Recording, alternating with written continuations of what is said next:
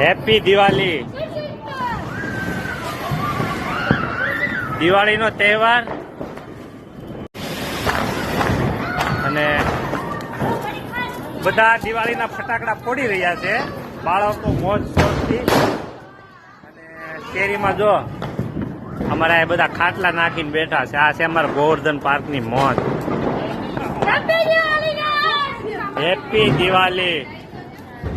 જસ happy Diwali. Happy Diwali.